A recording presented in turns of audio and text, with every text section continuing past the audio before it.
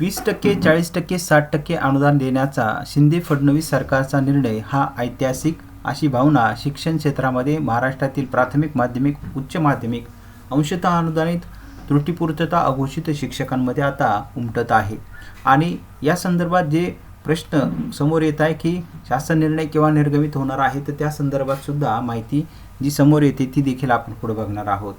तर याआधी असंख्य सरकार आले आणि गेले, मात्र वरिष्ठ नेत्यांमध्ये शाळा अनुदान सोडवण्याकरिता शाळा अनुदानाचा प्रश्न जो 22 वर्षापासून प्रलंबित आहे तो सोडवण्याच्या दृष्टीने असंख्य बैठका या होत होत्या। मात्र त्याच पक्षाचे काही जे विघ्नसंतोषी जे लोक असायचे, काही आमदार असायचे, ते मात्र जे वरिष्ठ नेत्यांनी सांगितलेले जे काही निर्णय आहे ते मात्र त्या ठिकाणी शासन निर्णयामध्ये काही बदल करून ते होऊ देत नव्हते। आणि त्यामुळं संबंधित जो शाळा अनुदानाचा निर्णय आहे तो गेले 22 वर्षापासून प्रलंबित होता। यामध्ये याचा फटका, याची झळ जी आहे ती मात्र महाराष्ट्रातील जे शिक्षक आहे यांना खूप मोठ्या प्रमाणामध्ये बसली। मात्र आता सत्तेमध्ये शिंदे फडणवीस सरकारने जो काही निर्णय घेतलेला आहे तो ऐतिहासिक निर्णय आहे आणि या निर्णयाचं संपूर्ण स्तरामधून स्वागत होत आहे। कारण जे शिक्षक अत्यंत म्हणजे काही रिटायरमेंटला आलेले आहे, काही रिटायर झालेले आहे, तर या शिक्षकांना न्याय देण्याचं काम जे आत्तापर्यंत कोणत्याही सरकारला जमलेलं नव्हतं आणि यामध्ये हा निर्णय जो आहे तो मात्र महाराष्ट्राच्या मुख्यमंत्री, उपमुख्यमंत्री आणि शालेय शिक्षण मंत्री यांनी अत्यंत कमी वेळामध्ये अभ्यासपूर्वक निर्णय त्यांनी घेतलेला आहे। तर यामुळे निश्चितच सर्व शिक्षण क्षेत्रामध्ये एक अत्यंत वेगळं वातावरण जे आहे, आनंदपूर्ण वातावरण पाहायला मिळत आहे की ज्या पद्धतीने हे प्रश्न सोडवलं, कारण हा प्रश्न खूप गुंतागुंतीचा करून ठेवलेला होता। काही सरकारमधील जे या आधीचे वेगवेगळे सरकार आलेले होते 22 वर्षामध्ये, त्यामधील काही व्यक्तींनी हा प्रश्न खूप गुंतागुंतीचा करून ठेवलेला होता। मात्र शिंदे फडणवीस सरकारने जो निर्णय घेतला त्यामध्ये निश्चित त्याचा फायदा महाराष्ट्रातील प्राथमिक, माध्यमिक, उच्च माध्यमिक, अंशतः अनुदानित, त्रुटीपूर्ततामधील आणि अघोषित शिक्षकांना होणार आहे। यामध्ये ज्या शाळांना आधी कुठल्याच पद्धतीचं अनुदान मिळत नव्हतं, ज्या अघोषित शाळा होत्या त्यांना आता शाळा अनुदानाचा 20% अनुदान हे मिळणार आहे। त्यानंतर ज्या शाळांना आधी 20% अनुदान मिळत होतं त्या शाळांना आता अनुदानाचा पुढचा टप्पा म्हणजे त्यांना 40% अनुदान मिळणार आहे। आणि ज्या शाळांना अजून ज्या शाळांना 40% अनुदान मिळत होतं त्या शाळांना आता 60% अनुदान हे मिळणार आहे। आणि यासोबत काल जी शालेय शिक्षण मंत्री यांनी पत्रकार परिषद घेतलेली होती, प्रेस नोट जारी केलेली होती, त्यावेळेस त्यांनी सांगितलेलं होतं की हा जो निधी आपण घोषित केलेला आहे या शिक्षकांच्या पगाराकरिता, तर यामध्ये दरवर्षी त्यामध्ये वाढसुद्धा केली जाणार आहे। याचा अर्थ स्पष्ट होतो की या शिक्षकांना प्रत्येक वर्षी अनुदान जे आहे त्याचा टप्पा हा हळूहळू शिंदे फडणवीस सरकार वाढवून देण्याच्या तयारीमध्ये आहे, मानसिकतेमध्ये हे पाहायला मिळत आहे। कारण याआधीसुद्धा देवेंद्रजी फडणवीस हे जेव्हा याआधीच्या सरकारमध्ये ते विरोधी पक्ष नेते म्हणून होते, तर त्यावेळेसुद्धा जे आझाद मैदान मुंबई या ठिकाणी आंदोलन झालेलं होतं, तर त्यांनी अत्यंत स्पष्टपणे सांगितलेलं होतं की आमचं जेव्हा सरकार होतं म्हणजे भारतीय जनता पार्टी आणि शिवसेनेचं जेव्हा महाविकास आघाडीच्या आधी जेव्हा सरकार होतं, तर त्यावेळेस आम्ही हा निर्णय घेतलेला होता की ज्या शाळा प्रत्येक शाळांना 20% अनुदान देण्याचा आम्ही हा निर्णय घेतलेला होता आणि त्याचसोबत येणाऱ्या अधिवेशनामध्ये पुढचा परत 20% देण्याचा निर्णय हा घेण्यात आलेला होता। आणि त्यामुळं या सर्व शाळांना 60% अनुदान जे आहे ते मिळणार होतं। म्हणजे ज्यांना 20% होतं त्यांना 40%, ज्यांना 40 होतं त्यांना 60% अनुदान जे आहे ते मिळणार होतं। फक्त आम्ही हा टप्प्याटप्प्याने निर्णय घेणार होतो का पहिल्या अधिवेशनामध्ये पहिला 20%चा टप्पा द्यायचा आणि पुढच्या अधिवेशनामध्ये पुढचा टप्पा जो आहे तो द्यायचा। कारण याला आर्थिक जे आहे जे अर्थसचिव आहे त्यांनी सांगितलेलं होतं की हे नियमात आपल्याला बसवण्याकरिता याला पहिल्या अधिवेशनामध्ये 20% आणि पुढच्या अधिवेशनामध्ये 20% जर दिला तर हा प्रश्न निश्चित मार्गी लागू शकतो आणि त्याचा आर्थिक भारसुद्धा एकाच अधिवेशनामध्ये जास्त पडणार नाही। आणि जो काही शिक्षण खात्याकरिता जो निधी आहे त्यामध्ये आपलं हे प्रश्न जो आहे तो शिक्षकांचा मार्गी लागू शकतो, अशी माहिती स्वतः महाराष्ट्राचे उपमुख्यमंत्री देवेंद्रजी फडणवीस जेव्हा विरोधी पक्षनेते होते तेव्हा त्यांनी आझाद मैदानावरती येऊन शिक्षकांना दिलेली होती. आणि निश्चितच ज्या पद्धतीने महाराष्ट्राचे उपमुख्यमंत्री देवेंद्रजी फडणवीस यांनी सांगितलेलं होतं त्याच पद्धतीचा निर्णय जो आहे आणि ज्या पद्धतीने महाराष्ट्राचे मुख्यमंत्री एकनाथजी शिंदे यांनी सांगितलेलं होतं की मला महाराष्ट्रातील जे कधीही न सुटलेले प्रश्न ते सोडवायचे आहे, तर या पद्धतीचं कोऑर्डिनेशन समन्वय जे आहे तो महाराष्ट्राच्या मुख्यमंत्री, उपमुख्यमंत्री आणि शालेय शिक्षण मंत्री यांच्यामध्ये पाहायला मिळाल्याचं चित्र पाहायला संपूर्ण महाराष्ट्रातील शिक्षकांना भेटलं.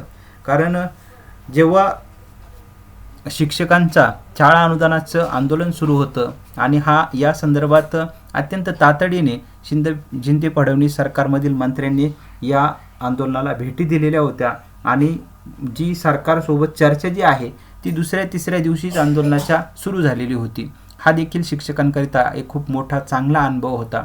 त्यासोबत दुसरा जो महत्त्वाचा चांगला अनुभव शिक्षकांना या आंदोलनादरम्यान आला, महाराष्ट्राचे थेट मुख्यमंत्री, उपमुख्यमंत्री आणि शालेय शिक्षण मंत्री यांची असंख्य वेळेस शिक्षकांनी भेट घेतलेली होती. दिवसभर शिक्षक जे आहे ते त्या ठिकाणी आपले प्रश्न अत्यंत सहजरित्या हे मंत्रालय स्तरावरती मांडू शकत होते. मुख्यमंत्र्यांची सुद्धा भेट 2 ते 3 वेळेस जवळपास भेट ही आंदोलनादरम्यान झालेली होती. उपमुख्यमंत्र्यांची सुद्धा भेट आणि बैठक जी आहे ती त्या ठिकाणी झालेली होती आणि सातत्याने शालेय शिक्षण मंत्री यांच्या सोबत पाठपुरावा जो आहे तो सुरूच होता.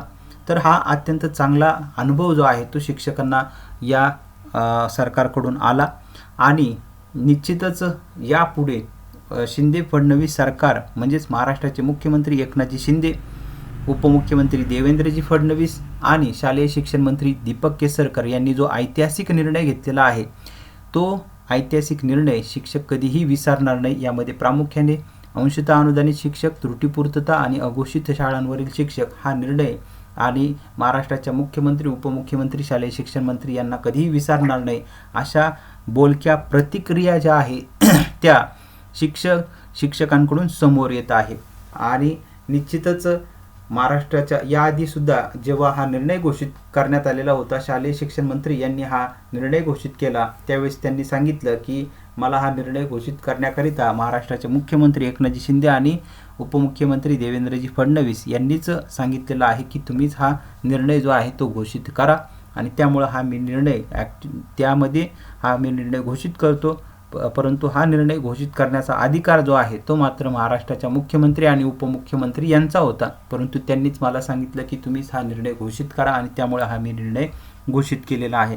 तर अशा पद्धतीचा समन्वय हा महाराष्ट्राच्या मुख्यमंत्री, उपमुख्यमंत्री आणि शालेय शिक्षण मंत्री यांच्यामध्ये पाहायला मिळाला. शिक्षक जेव्हा महाराष्ट्राच्या मुख्यमंत्री, उपमुख्यमंत्री, शालेय शिक्षण मंत्री यांना शाळा अनुदानाच्या संदर्भात भेटत होते तर तीनही मंत्र्यांकडून एकच शब्द हा शिक्षकांना पाहायला मिळत होता की हा प्रश्न आम्ही सोडवणार आहोत आणि आम्ही या संदर्भात अधिवेशनामध्ये सुद्धा जे आहे ते उत्तर दिलेलं आहे. तुम्ही आंदोलन केलं नाही तरी देखील आम्ही हा प्रश्न सोडवणार आहे. हा देखील एक चांगला अनुभव शिक्षकांना या सरकारकडून आला आणि त्यामुळं कारण या आधीचा जो पूर्वीचा अनुभव होता तो मात्र शिक्षकांना खूप खराब होता 22 वर्षामध्ये. कारण काही जे मंत्री होते यामध्ये जर शालेय शिक्षण मंत्र्यांची भेट तर लवकर होत नसायची, भेट झाली तर आम्ही करणार आहोत एवढंच फक्त सांगायचे आणि अधिवेशनामध्ये कुठल्याच पद्धतीची त्या ठिकाणी तरतूद केली जात नसायची, त्यावरती चर्चा होत नसायची. शिक्षक आमदार, पदवीधर आमदार हे पोटतिडकीने प्रश्न मांडायचे, मात्र प्रत्यक्षात कृती जी आहे ती मात्र 0 असायची, प्रत्यक्षात कृती होत नसायची. त्यानंतर शालेय शिक्षण मंत्री, उपमुख्यमंत्र्यांकडे बोट दाखवायचे किंवा अर्थमंत्र्यांकडे बोट दाखवायचे. एवढं करून सुद्धा वर्षातून 6 महिन्यातून जर शालेय शिक्षण मंत्री एकतर त्यांना कधी उपमुख्यमंत्र्यांची भेट होत नसायची, मुख्यमंत्र्यांची त्यांची भेट होत नसायची, त्यांची अपॉइंटमेंट त्यांना भेटत नसायची. हे सुद्धा अनुभव या आधीच्या असंख्य 22 वर्षामध्ये शिक्षकांना पाहायला मिळालेले होते. त्यानंतर यदा कदाचित काही शालेय शिक्षण मंत्र्यांची, मुख्यमंत्री असतील किंवा वेगवेगळे अर्थमंत्री असतील यांची जर भेट झाली तर मात्र पुन्हा बोट जे आहे ते मुख्यमंत्र्यांकडे दाखवलं जायचं. त्याच्यामध्ये सुद्धा 2-3 महिने जायचे, परत काही संकट उभं राहायचं, परत हा प्रश्न रेंगाळला जायचा. त्यानंतर बऱ्याच वेळेस बऱ्याच सरकारमध्ये मुख्यमंत्र्यांची तर थेट या प्रश्नावरती कधी बैठकसुद्धा झालेली नव्हती आणि हा बदल मात्र शिंदे फडणवीस सरकारमध्ये पाहायला मिळाला. सर्वसामान्य जनतेचे जे प्रश्न आहे ते सोडवण्याच्या दृष्टीने महाराष्ट्राचे मुख्यमंत्री एकनाथजी शिंदे, उपमुख्यमंत्री देवेंद्रजी फडणवीस, शालेय शिक्षण मंत्री दीपक केसरकर यांच्याकडून पाहायला मिळाला. ज्या पद्धतीने त्यांनी असंख्य वेळेस सांगितलेलं आहे मुख्यमंत्री, उपमुख्यमंत्री, शालेय शिक्षण मंत्र्यांनी की आम्ही सर्वसामान्य जनतेचे प्रश्न सोडवणार आहोत, तर त्याच पद्धतीचे निश्चित सर्वसामान्य शिक्षकांचे सुद्धा प्रश्न हे जे 22 वर्षापासून प्रलंबित होते ते सोडवण्याचं काम मात्र निश्चितच शालेय शिक्षण मंत्री, उपमुख्यमंत्री, मुख्यमंत्र्यांनी केल्याचं प्रत्यक्षात पाहायला मिळत आहे. म्हणजे ज्या पद्धतीने त्यांनी सांगितलेलं होतं त्याच पद्धतीचं काम त्यांच्याकडून करण्यात आलेलं आहे. आता शालेय शिक्षण मंत्री यांनी सांगितलेलं होतं आणि त्यासमोर मंत्रालयातून सुद्धा आता जी माहिती समोर येते की आता प्रेस नोट शालेय शिक्षण विभागाकडून रिलीज करण्यात आलेली आहे, अधिकृत प्रेस नोट रिलीज करण्यात आलेली आहे आणि त्यानंतर आता येत्या जी काही कॅबिनेट मीटिंग असेल, मंत्रिमंडळ बैठक असेल, त्या ठिकाणी त्याच्यावरती चर्चा होईल आणि त्यानंतर त्याचा शासन निर्णय हा लवकरच निर्गमित होईल. या सर्व फॉर्मॅलिटीज आहे आणि स्पष्ट शालेय शिक्षण मंत्री दीपकजी केसरकर यांनी कालच सांगितलेलं आहे की आता पुढच्या ज्या फक्त फॉर्मॅलिटीज उरलेल्या आहे, हा सर्व हा निर्णय जो आहे तो झालेला आहे. मंत्रिमंडळ बैठकीमध्ये त्यावरती चर्चा झालेली आहे. आता हा विषय पुढच्या मंत्रिमंडळाची जी बैठक असेल त्यामध्ये हा विषय येईल आणि त्याचा शासन निर्णय निर्गमित होईल, त्याच्यावरती त्याची अंमलबजावणी जी आहे ही लवकरच होईल. तर या पद्धतीची माहिती मंत्रालय स्तरावरून सुद्धा समोर येत आहे.